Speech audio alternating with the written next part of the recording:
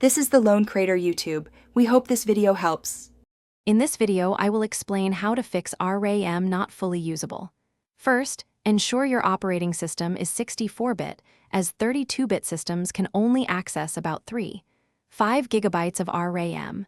Next, physically check your RAM sticks. Make sure they are properly seated in their slots.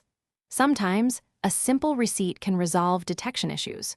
Also, updating your motherboard's BIOS to the latest version can often improve hardware compatibility and recognition. Moving on to software, open msconfig and check the boot advanced options. Make sure the maximum memory box is unchecked or set correctly if you're troubleshooting a specific limit. Outdated graphics card drivers can sometimes reserve more system memory than necessary, so update those. Finally, perform a thorough scan for any malware, as malicious software can consume significant system resources, impacting available RAM. For more in-depth hardware troubleshooting, test each RAM stick individually in different slots to identify any faulty modules. Carefully remove your CPU and inspect its pins for any bending or damage, as this can affect memory controller communication.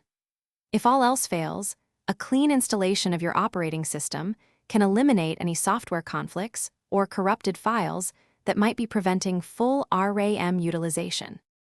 As a final step, run the Windows Memory Diagnostic tool to check for any underlying memory issues. Also, always refer to your motherboard's manual. It provides crucial information about supported RAM types, speeds, and slot configurations.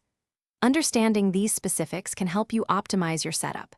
And hey, if you're looking for a great way to unwind after all that troubleshooting, check out the new Kindle Paperwhite. You can find a link to it and other great deals in the description below.